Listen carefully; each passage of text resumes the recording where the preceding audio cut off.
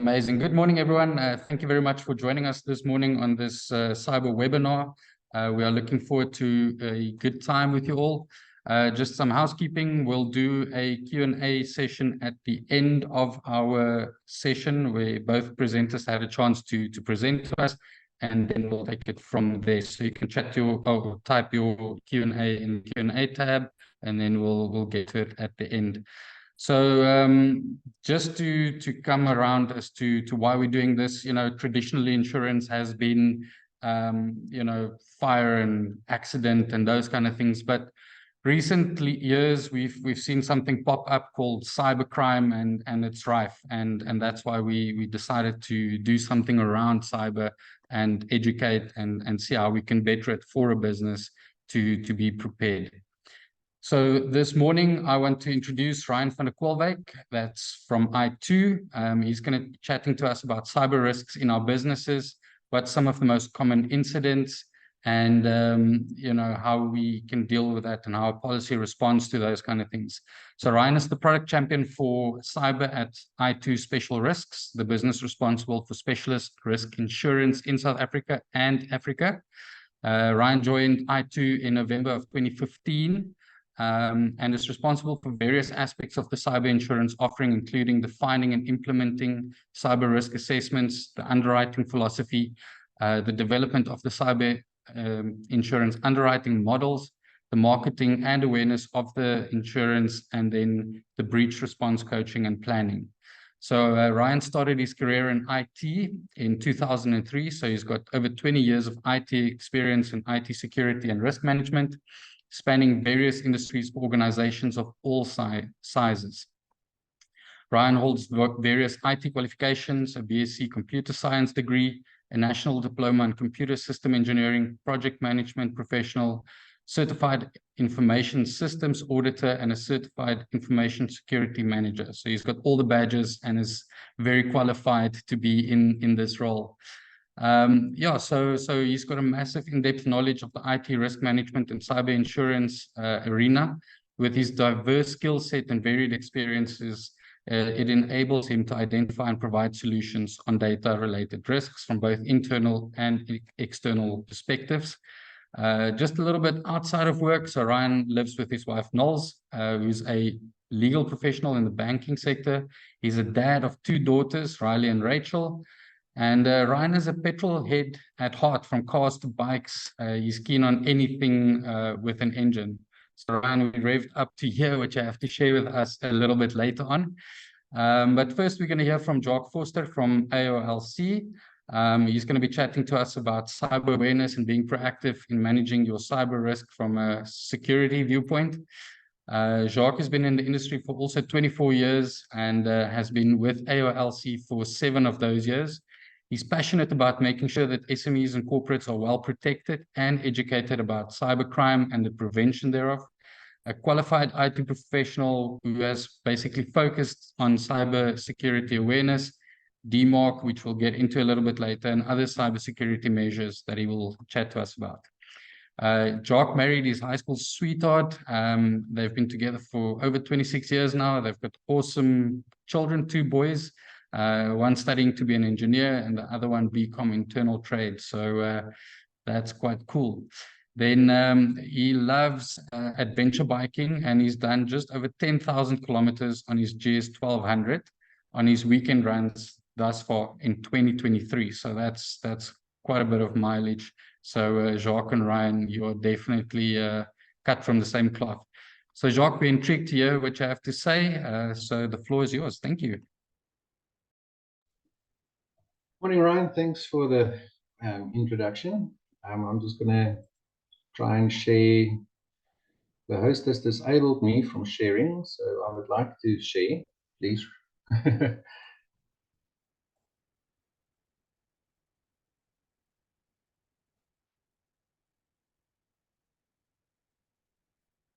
I've enabled it. Thank you very much.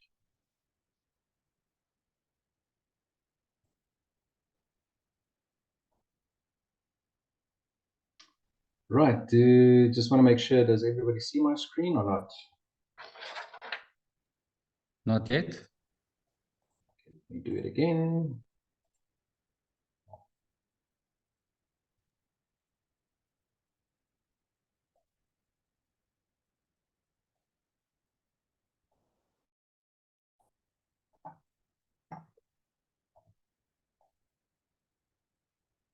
It shows you've started screen sharing. I don't know if it's just the internet on my side, but there's nothing coming through yet. Stop it again.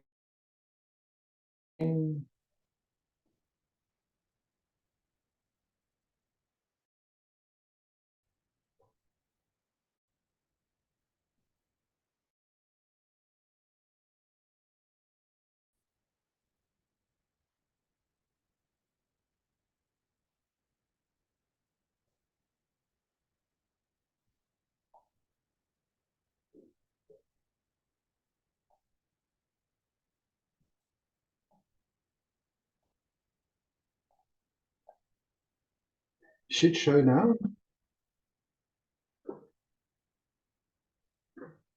Just waiting for a thumbs up so you can see my start screen. Happy days. We can see it. Thank you.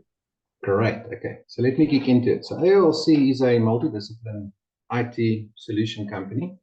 But one of the things we realized is the lack of knowledge in cybersecurity, and people don't really know what is needed in order to make them as safe as possible. For this reason, we've partnered with various industry specialists to make sure that our product offering covers a lot of the, not just antivirus, but a lot of the AI-based cybersecurity. These criminals have become extremely good at intercepting information and impersonating companies, outside of your desktop. People tend to forget that when an email is sent, it's not just your AV that protects the documents, but as it travels through the cyber world to reach the recipient, there are many doors, gateways, and loopholes where these cyber bullies can try and intercept information. So we've obviously got a platform that's also more AI-based, and not just looking at AV on the desktop, but your complete transaction or communication end to end from you to your customer, whether it's your neighbor next door, a company in America, a supplier in China. Doesn't matter where your cyber interaction or your digital communication goes, it's extremely important to make sure that that transaction is encrypted and safe as it travels. So I'm going to be talking about just some buzzwords people hear, but they don't always know exactly what it is. Why it's important from our side to try and get you as best possible protected in cybersecurity, and briefly talking about the training that we have to offer, and then obviously if a breach happens, how can we assist to make sure that at least a data point of view or your information is recovered or protected.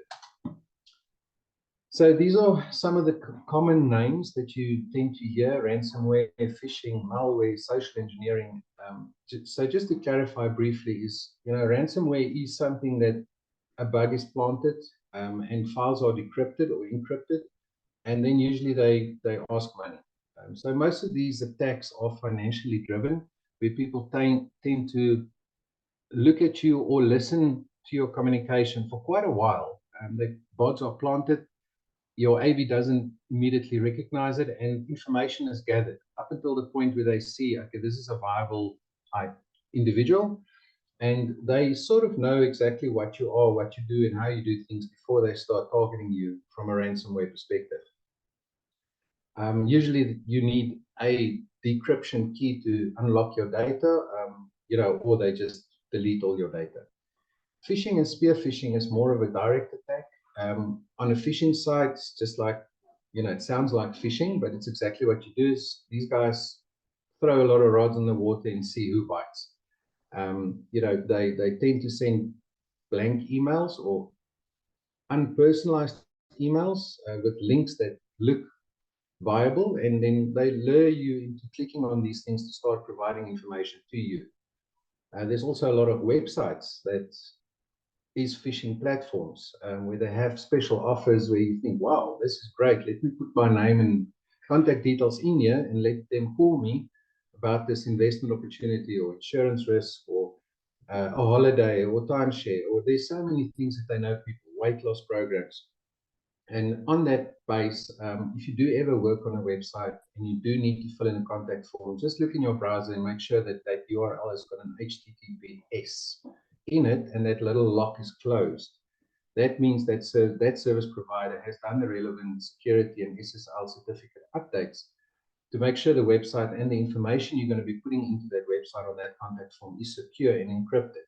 If it's not an HTTPS and that lock's open, please don't put your information in there. You just open yourself a whole lot of spam and unsolicited calls. Spear phishing is more of a direct approach where they know who you are and they want to get information from you. They want you to click on things. They want you to give them airtime. They want you to go to a site where they know exactly you go to get more information. Malware, that's a general term for all threats. So in malware, you'll get all your different viruses, trojans and things. More of a personal device infection. So that's where your antivirus becomes very important. That's great at blocking malware that comes from a USB drive, an external drive, download things from the internet, emails being received. So AV is good at stopping malware. It's not great at stopping spear phishing or ransomware because that doesn't happen on your device. It happens in the cyber world. Social engineering, we've seen a lot, specifically from a personal point of view, where your Facebook accounts, Instagram accounts, and those social media platforms get hacked or impersonated, or a false message is sent to you to say your password has expired, you need to re-password, and then all of a sudden they take your personality and they start impersonating you for financial gain, probably. On all your followers, a lot of companies are running their businesses through Facebook, and then you lose all those leads and all those contacts once that account's been hacked. Denial of service is more for enterprises, where it's similar to ransomware, where you just get locked out of all your accounts. Your data might be fine, but you just can't access it. You can't get into your VPN, can't get onto your servers. Even at home, you can't get onto your Wi-Fi. So it's a denial of service attack as well. Why is it that important? So a lot of people say, no, I'm fine. You know, like Ryan will talk about your insurance as well. But there are things that you cannot put a financial value to. And the biggest thing is that protect your reputation. If you get hacked, or if you're vulnerable and open and these people tend to take your information, how long will it take for your business to recover that reputation? You know, from a lawyer point of view, if a breach has been made and it gets public, very few people will trust them with their wills and their transport of properties. School information, you know, if that gets hacked and everybody in the school gets sent spam, how trustworthy or what's the reputation of that school's back end? You know, so there's so many industries that handle confidential information via email or via various platforms, Dropbox, sharing files between each other. So it's important for us to make sure your reputation is protected. There are also regulations in South Africa, people doing financial transactions like lawyers, property agents, schools, most people, businesses who handle confidential and financial information to comply to these things. So we can assist with that compliance to make sure that you are protected in terms of what is needed. General data protection compliance, another compliance becoming very persistent in the country. Mitigate financial losses. So most hacks are there for financial reasons. So we need to make sure that, you know, you are covered best possible. And then I think where Ryan comes in his I2 policies is how do we mitigate or how do we solve the problem if there's been a breach? And then most importantly also, or one of the important things is data integrity. You know, we look at where your data sits, how many copies of that data you have in different secure silos, that if a breach or ransomware has happened and you lose access to that instance, at least we have somewhere to recover from. You know, delete the system, format everything and start over, but at least your data is safe in another place as well. In doing that, it's important for us that people understand what cybersecurity is. And we've got a free platform that we've offered to I2. I will share the URL after this, where people can go, and there's 3 levels. You know, the first one is for free. You sign up, there's posters that gives you the names and what to be aware of that you can download and stick across your office or at your home or give to your kids or distribute in the school, doesn't matter. There's also a basic business toolkit where it goes through a Q&A just for you to know what things you need to have in place. And then there's sample videos. These are very easy to understand English, sort of an animated video of a real life environment. You know, a guy with a phone, his kid needs access, he quickly uses a password which is similar to his work password. Hackers interfere that or intercept that message, and then all of a sudden all his business is compromised and he doesn't understand how it happened. On the light version, there are more features and accessibility. The light and the pro version is a paid for platform, but on the paid for platform, obviously there's some nice discounts that we've offered through I2. These are more focused on health checks for the company.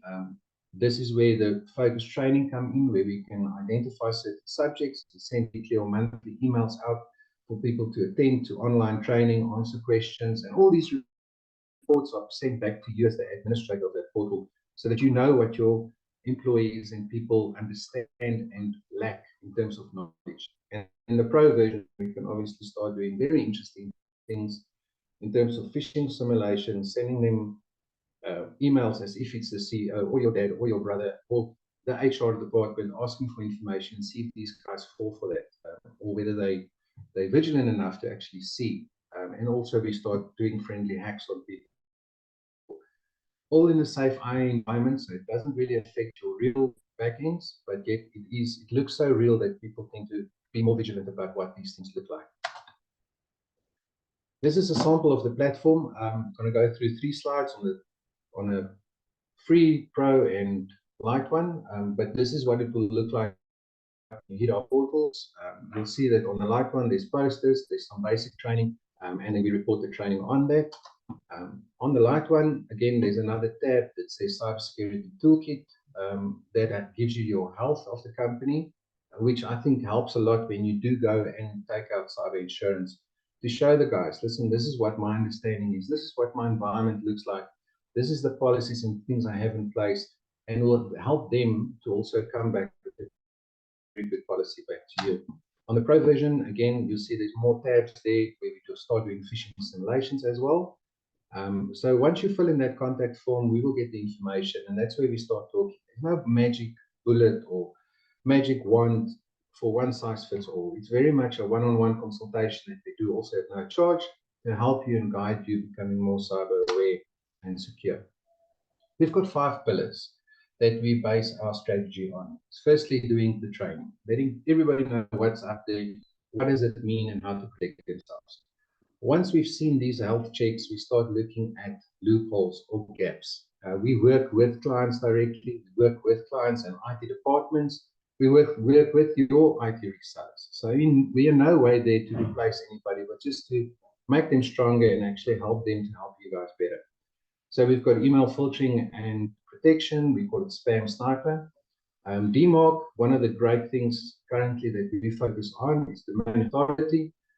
We offer a free DMARC penetration testing to you guys coming through this Zoom session. We will look at the vulnerabilities, and that's where your domain, which is your website, sits. A lot of the communication and email image records go through your domain. So generally hackers try and grab that authenticity of yours and then try and impersonate you or change information. You know, intercept your emails, change a little bit of a banking detail or here or there. The recipient doesn't really see it and starts sending back because it all looks so plausible. So the DMARC side is something that we really focus on a lot. And then if there's a breach and a client doesn't have the relevant infrastructure, we can also assist putting managed platforms in place. These are all, as I say, AI-based management. We call it EDR, MDR, and MXDR. It does have an antivirus tool, but it's also got a system health tool where we do 24/7, 365 monitoring on your device. So if there's basic things like Windows updates, security updates, patch updates, if your hardware is running low on resources, we tend to notify you and tell you your system health, but also your cyber health. And if there's support needed, we will remotely help and resolve those issues for you, depending on what platform you choose. And then lastly, your backups. It's extremely important. We tend to follow a 3-2-1 scenario where the first copy of the data sits on the device it was generated on. The second copy sits somewhere external on your network or your home or your company, whether it be a USB flash drive, whether it be a network attached storage, whether it be a central server. We make sure that there's a genuine copy of that data regularly sent to the device. And then the third option is outside of your organization, a very safe cloud silo where that if in a disaster you cannot access your device, it's completely encrypted, your flash drive is lost or your hard drive crashed where you did the backups to, at least we have that third copy to go and get a genuine version of your data back. This is a little recognition. We've been working with, as I said, industry leaders, identifying the best mix of solutions that we offer. And currently, our cyber AI platform holds 27 patents, and one of those being a zero trust with containment component, which no other AV vendor can offer. What that means, when you get a threat, the virus will think it's actually on your device, but we create a little virtual environment for this thing to flourish and do whatever it needs to do and expose itself so that we can identify whether it's a threat or not. If it is safe, it's allowed onto your device. You as the user don't even notice the interaction between the platform and the transaction or the communication. If we find that instance to be malicious, we just silo it, secure it, and send you a notification to say, sorry, there was a mail coming your way. It is malicious. We've quarantined it.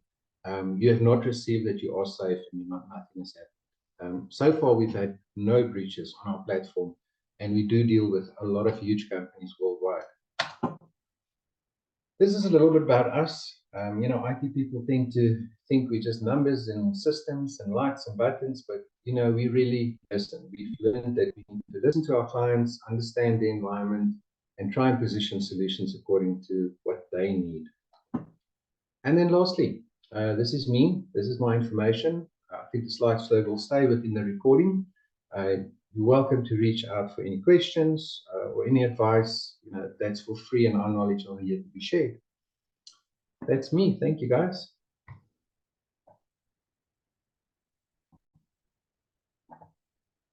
Thank you very much, Jacques. I appreciate your presentation. So if there's any questions for Jacques, please put it in the Q&A, and we'll chat to him after Ryan's presentation. So without further interruption, Ryan, over to you. Looking forward to hear what you have to say. Great. Thanks very much, gents. If you'll just confirm when the presentation is up.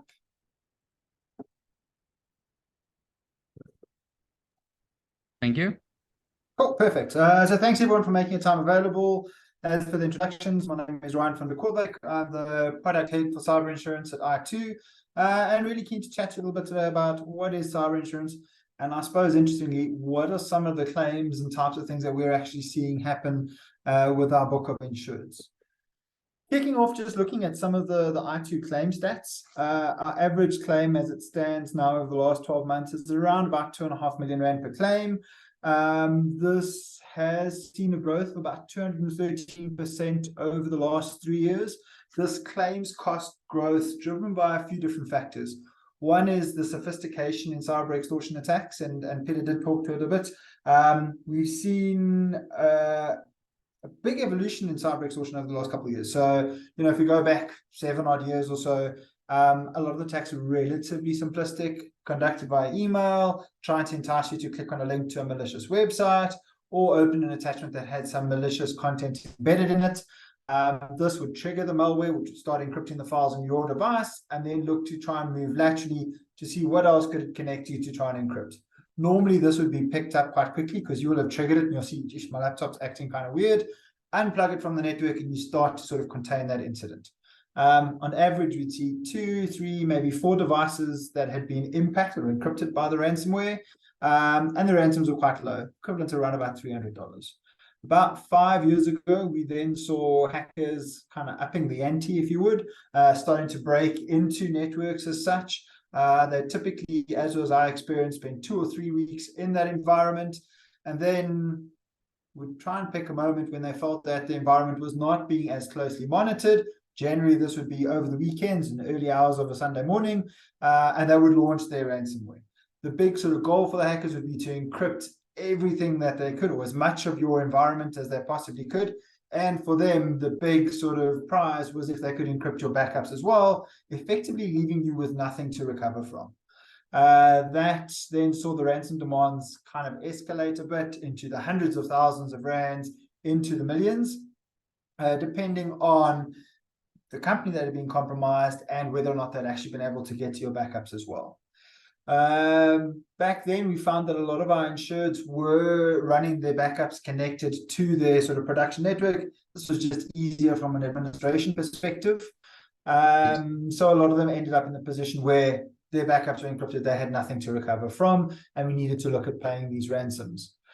The cybersecurity industry came to the fore with solutions around this. So you started to see these sort of ransomware protected backup solutions being utilized, and that helped to then curb the impact of if hackers could get in and encrypt the data, because you now had a backup that you could recover from. So your general response to them was, thanks for the inconvenience, but we're not going to pay you the ransom, we can recover.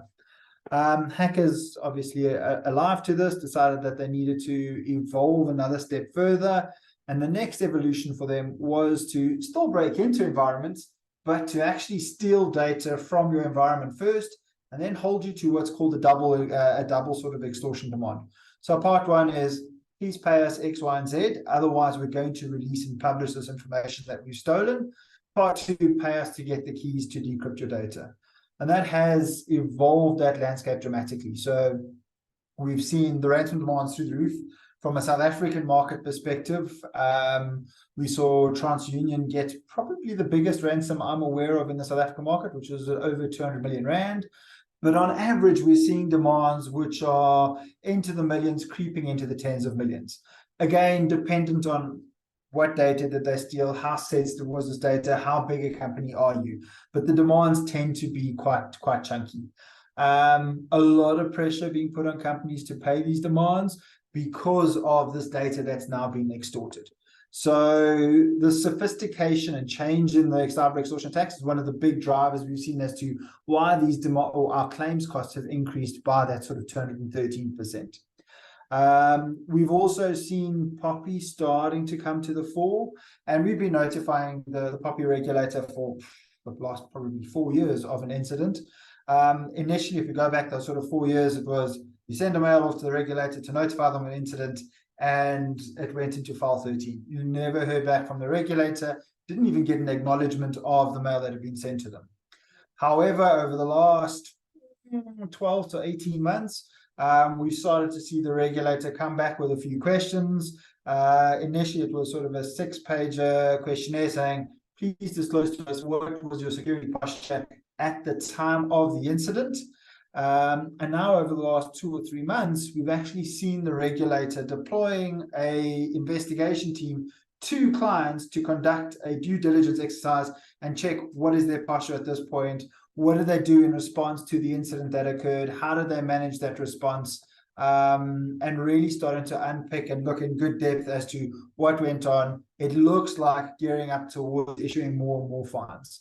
So it's interesting to see the regulator is starting to show a little bit of teeth or indications that they could have teeth going forwards, and is getting a lot more involved. We've seen, because of this sort of interaction with the regulator and the legal costs associated and having to notify the affected parties, this has also had an impact on the claims costs. The other driver we've seen has been the sort of move towards cloud and reliance that companies have now got on third-party systems and platforms. So a lot more sort of digital business being conducted and a lot more reliance on digital platforms than we would have seen, I guess, pre-COVID. So I do think work from home and hybrid working has driven business models to become a little bit more digitally enabled and digitally ingrained, as well as remote access into environments. So things like VPN connections and utilization of tools like Teams and Zoom, etc. The other big thing which has driven the claims costs, and I suppose it's more the claims numbers as costs so much, is the frequency and success of business email compromise, or BEC sort of attacks. So these are the attacks where you see hackers gaining unauthorized access to mailboxes and starting to manipulate invoices and so forth to have funds fraudulently paid into their own accounts, which they are then incredibly proficient at clearing out very quickly. The other stats to just throw out on here, so 191% growth in the number of incidents we have reported to us this past year over what we saw 3 years ago. That number is flattered to a degree by the strong growth that we've seen in our cyber insurance book. So looking at an IT perspective, cyber insurance is our fastest growing line of cover and has been for the last 3 or 4 years. So we are seeing a big uptick in clients starting to take out cyber insurance policies. Just unpacking some more stats around email security. So it is, as it for a very long time has been, is one of the big sort of avenues pursued to conduct a cyber attack. This is a study that was conducted by Mimecast. They do this every year. They call it their State of Email Security Report. And what's nice is South Africa is very much a part of the study.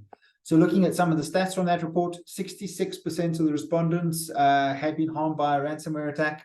97% have been the target of some email-based phishing attack.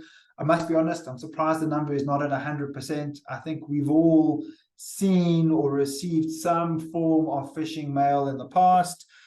Good to see technologies like DMARC starting to play a role in trying to curb some of the malicious mails that are flowing around on the internet. A lot of concern around collaboration tools, so things like Teams and Zooms, and how this might start to pose an impact from a risk perspective onto companies.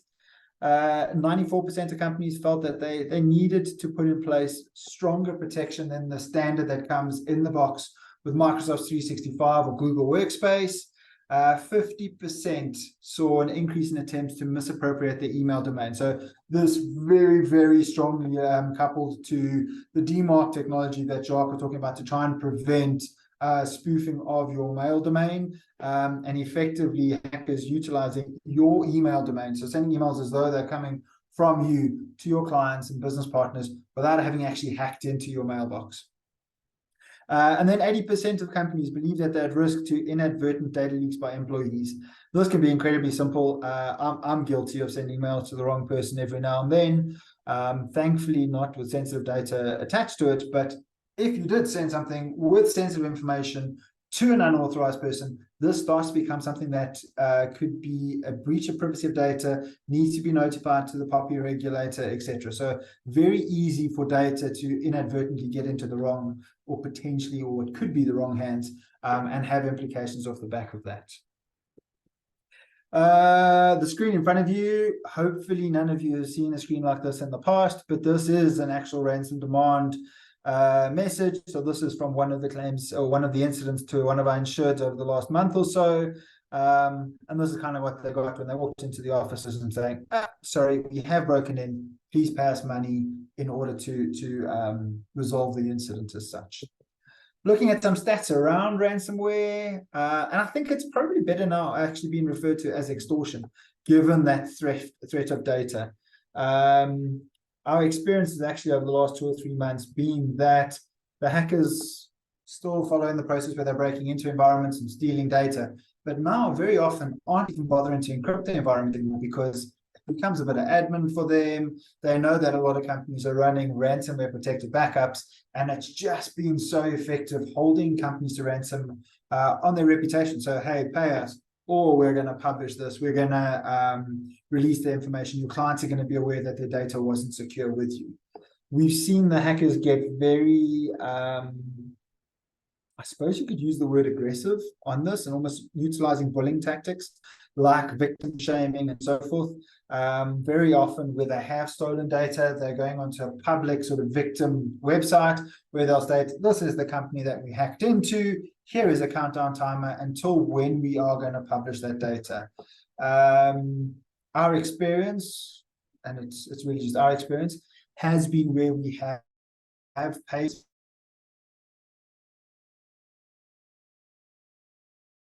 I suppose is an interesting concept, and have helped to not publish the data and provide the keys along with a support service to actually recover and get the environment resolved and back up and running.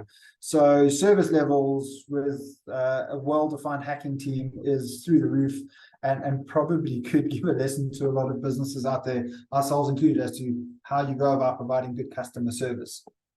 Up until that point that you paid the ransom, though, most pleasant people to deal with. So like I said, there's these victim shaming sites. We've had instances where hackers have gone directly to the press or media to put more pressure on our insureds. We even had one where the hacker started phoning the directors of the business at like 5 o'clock on a Sunday morning, demanding immediate updates on when they were going to get paid, etc. So very good at turning the screws and putting pressure on you. Looking at some of these stats, as I said, this is from the Unit 42 ransomware threat report. And we looked across 2 years because of some interesting stats across these years. Unit 42, part of Palo Alto, one of the big sort of cybersecurity companies out of the US, well known for their Palo Alto firewalls. So from their study, they saw an 85% increase in victims, 144% increase in the average ransom demand, 85% increase in victims being posted on these leak sites. We're now probably looking at about 100% if I look over the last year of our insurance where data has been stolen. It's on a victim leak site. The guys are putting the screws on you.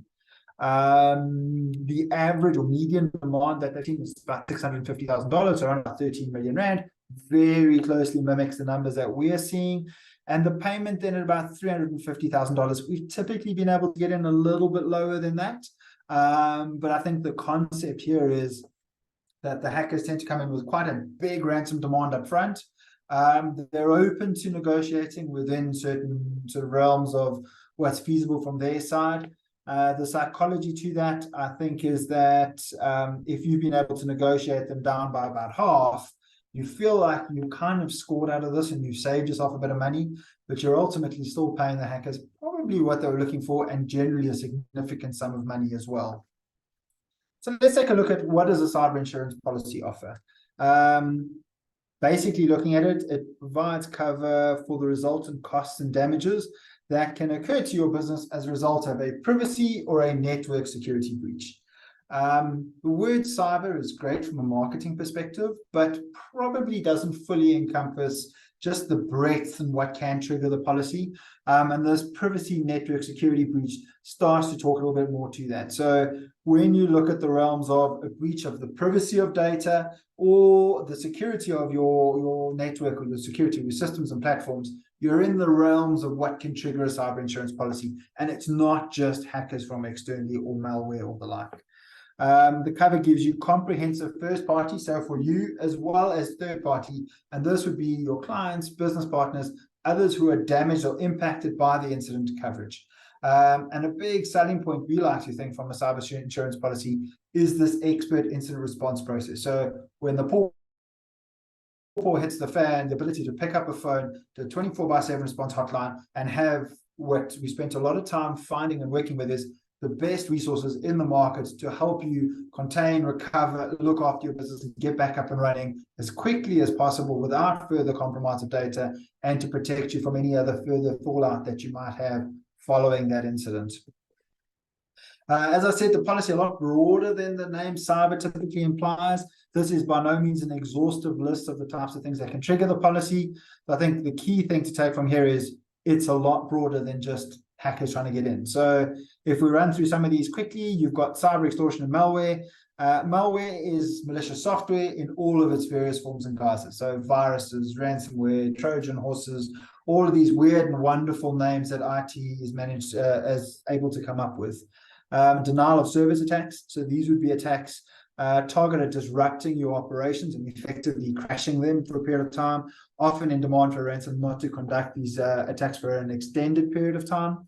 A downstream attack. So this would be where your environment is hacked and the hackers are now using the access they have to your environment to cause damage to others. So possibly I'm sending out mails from your environment to your clients, business partners, suppliers, etc., with fraudulent account details, so they're paying money into the wrong account. Eliciting personal sensitive information from them. sending them mails which have got malicious attachments or the like, or links to malicious sites and things like that. So all where these guys have now suffered a damage because of your compromise. Hacking you'd expect on a cyber policy, but then where it starts to get a bit broader. So things like insider and privilege misuse. So here, if you've got individuals with authorized access to the systems and data, but start to use this in an unauthorized manner. So we've seen claims where we've had employees that have stolen data from their employer, pretended to be hackers and tried to demand a ransom from them. We've seen instances where disgruntled developers have left malicious code behind in the software after they've left. This is triggered and decimated the operating environments. We've seen where third-party service providers have had staff who've actually stolen data and then look to hold the company to ransom, not to release or publish that. So again, if you're looking at a compromise of the privacy of data from your environment or of the security of your environment, you're in the realms of what triggers a cyber policy. And apologies, the last one just to touch on here, the physical theft and loss. If you start to think of how much data is on your laptop, cell phone, how much can you put on a memory stick, easy to lose or have these devices stolen, unless they're adequately secured, this could result in a compromise of that data. And in fact, this portion of the policy is that broad that it extends to physical hard copy printed out documents as well. So if you're printing out sensitive information relating to clients or trade secrets for your business, and these are lost or stolen, this can start to trigger your cyber insurance policy. Looking at the coverage itself, so I find it easier to see the policy having 3 core pillars as such. The first is that incident response process. So here we have the emergency response hotline, operates 24/7, gives you immediate access to the IT experts who will work with your IT team to determine how did the hackers gain access to this environment? What have they done? How do we contain, regain complete control of the environment, and get your business back up and running as quickly as possible? They will also generate the forensic images, which can then be used for a forensic investigation. The importance of this is that it's quite a sensitive process. It needs to follow chain of custody, due process, etc. But the end result of that is that the evidence which is gathered and the analysis which is done can be used as evidence in court. Where this becomes important is that it starts to provide the absolute clarity as to what happened. Potentially not all of the client data was stolen from the environment, maybe not even sensitive data. And now you've got the evidence for your defense to say, while we might sit on, I mean, this is a simplistic example, credit card detail or medical data in the environment, actually it was just the person's email address and only for 100 people that was compromised. So you don't have the whole base of people who can take legal action against you. And they can't take you for the potential impact of medical data. It's really just those contact details. Also becomes very important in your reporting to the information regulator as to exactly what happened. You've also got access to legal guidance, which will help you to all with representations to the various regulators, making sure that you don't fall foul of any of the regulatory requirements. So apart from the POPI information regulator, we've started to see a number of industry bodies putting in place requirements to have notifications with potential ramifications if you don't provide them with the insights that they require. So you've got legal that will help you with all of that, as well as provide you with assistance and guidance throughout the process to make sure that you don't inadvertently say or do something which could come back to haunt you. You've got the crisis management, which is PR, cost for PR experts and campaigns to try and minimize any potential reputational damage as a result of the incident. So let's say it breaks out into a news channel or the like. You've got the costs and the resources to start trying to prevent the reputational damage, the cost to communicate with those who've been impacted, as well as to provide them with remediation services. So remediation services are services geared at trying to prevent those who've been impacted by the incident suffering any further damages. The most common we see there is your credit and identity theft monitoring, as well as your dark web monitoring. So credit and identity theft monitoring, those who've been impacted can sign up for proactive alerts if there's any activity on their credit report or credit record, allowing them to close out those requests for credit at that point, not being in a position where they only find out about it 6 months later under the threat of being blacklisted, or where they can't actually get credit themselves. Dark web monitoring to make sure that the data is not being released or published in the dark web so that they can proactively manage it from that perspective. You've also got the cyber extortion here. So the way the policy manages cyber extortion is step 1, look to confirm the validity of the demand. Step 2, see if we can recover without paying the ransom. So we had some claims where we could actually use tools to decrypt the data as opposed to paying the ransom. And I suppose first prize is to try and recover and get away without having to pay these ransoms. Next step, if it's determined that you can't recover, best course of action is going to be to pay the ransom. The policy assists with the required sort of compliance and regulatory checks and sign-offs that you need to get. So often you need to get what's called an OFAC clearance before you can pay a ransom. And this is a check to make sure that you're not paying a known terrorist organization as such. And if required, the policy then extends to negotiate and settle these ransoms as well.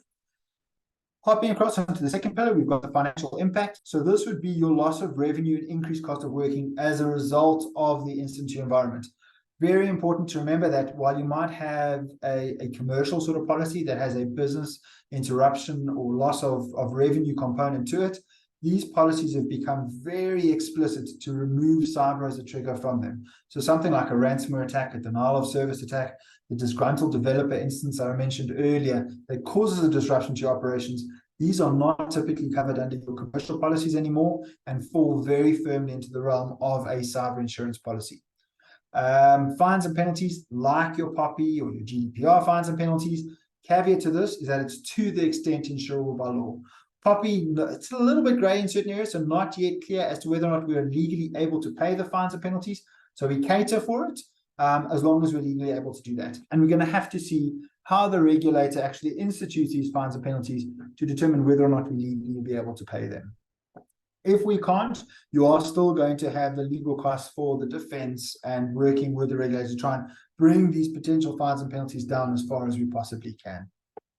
You've then also got your theft of funds. So this is if a hacker is able to get access to your environment, and as a result of this, they can steal money from your bank account or an account you're legally responsible for. It picks up that financial loss. And physical damage, hacker gets access to your environment, can cause damage to assets or property. So think of connected devices, the servers they might be able to access, the computers they can access, etc. If they cause damage to these things, it covers the repair and replacement thereof. Finally, you've got the liability pillar. Here you've got your defense and settlement of data that was stolen from the environment or where your environment was used to cause damage to others. And then there's a digital media liability component, which is the defense and settlement of any ensuing legal action as a result of unintentional defamation, copyright infringement, or infringement to right of privacy. And that is, at its heart, what a cyber insurance policy provides. So quite broad coverage following that network security or privacy incident.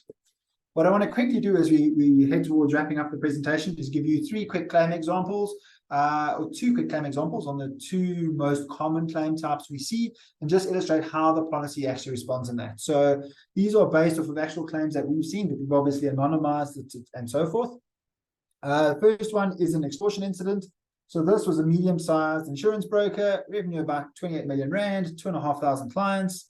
Hackers gained unauthorized access via a zero-day vulnerability on their firewall. So zero-day vulnerability is where there's a weakness identified in the underlying hardware or software that you're running, and it's that window of time before the vendor is able to release an update or a patch to fix that weakness. And during that period of time, that window of opportunity, if you would, hackers can actively exploit these vulnerabilities. And often that window actually extends beyond the period where the vendors release the patch to where you've actually now gone and applied that patch. So in this instance, it was a zero-day vulnerability in the firewall, allowed the hackers to gain access to the administration console of the firewall, and they could then gain access to the environment from there. They encrypted the data, stole data, and issued a double extortion demand of 7.5 million Rand. The response, the policy provided the IT experts assist with how did the incident occur? How did the hackers gain access to this? What have they done on the environment? Have they established alternative backdoors to gain access? How do we close it out, regain control of our environment? What data was stolen? The negotiation of the ransom, the getting necessary clearances and settlement of the ransom demand, and then monitoring afterwards to make sure that the hackers didn't publish the data and weren't still gaining access to that environment. Legal help with the notification to the information regulator, guidance throughout that process, the comms to those who were affected, and then the lost revenue as a result of this disruption to their operations. Ultimate loss on this one was around about 3 million rand. 5 million rand policy for this client was at 1,960 rand a month. Business email compromise, BEC attack. So this was a small attorney firm, revenue about 5 million rand. They had a phishing email to one of their staff. This was used to harvest their username and password. Armed with this username and password, the hackers accessed that individual's mailbox, and then they went and altered an invoice which they sent off to the company accountant. Coming from the legitimate mailbox, the accountant thought nothing of it and actually then proceeded to make the payment of 450,000 rand. What the policy provided was a response cost to see, well, how did the hackers gain access to this mailbox? What did they do? Have they sent out any other emails that we need to be aware of? Had they established any other sort of mail rules that they could be working with in the background? How do we contain, secure, clean up the environment, get the business back up and running with confidence? And then with the attempted recovery of the funds. Unfortunately, in this instance, the funds disappeared before we could do that and were gone. Legal help with the notification to the regulator and guidance, and then there was the reimbursement of lost funds. So the last year was approximately 550,000 rand. Million rand policy for this client was at 530 rand a month. Just a quick wrap up. So cybercrime on the rise. Unfortunately, South Africa is not immune. We are connected to the global network and are exposed to the same attacks that companies around the world are exposed to. Poppy and GDPR are with us. They're starting to ramp up and show some teeth. Data and systems tend to be pervasive throughout your operating environments. So cybercrime and incidents aren't going anywhere. The incidents can have broad implications and impacts. Claims costs are on the rise. Unfortunately, you can't pass on the buck or responsibility. So as soon as the data is entrusted to you by your client, you remain ultimately responsible for this. Even if you are using a cloud provider to host data or provide you with systems and platforms, you are ultimately responsible for this data. Quite often, you'll find that those service providers will have very strict limitation of liability clauses in there, agreements with you, meaning that you can't take any action against them, or even if you could, you can sort of go after them for 1, maybe 2 times what your annual license costs are with them, which unfortunately doesn't go very far in responding to these sorts of incidents. So important to just sort of accept that you are on the hook for this information that's been entrusted to you. And then something I can't stress enough, and if I leave you with one point from this presentation, having effective incident response is vital. If you had a prize, let's say you had a classic Porsche, and you got into a fender bender with your Porsche, you're not going to take it to a side yard mechanic to go and fix. You're going to want to have it properly restored. Similar thing here with your business. So if your business has been compromised from a security perspective, you want to have the best resources that you possibly can to ensure the ongoing viability and sustainability of your business, best recovery you can get. So important to make sure that your effective response to that incident is always looked after. And that's everything from my side. So thank you so much for your time. Thank you very much, Ryan, for a very informative presentation, always insightful and definitely worth our while. So if there are any questions from our audience, please type it in the chat, the Q&A session.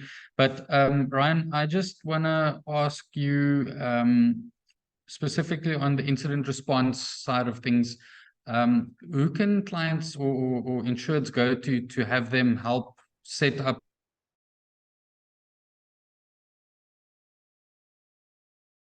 that incident response about it and way to get it done? Sure. So a lot of that is actually provided through the insurance policy itself. So we've got template documents that we share with new insureds. We've got providers who we can set up discussions and sessions with them to build.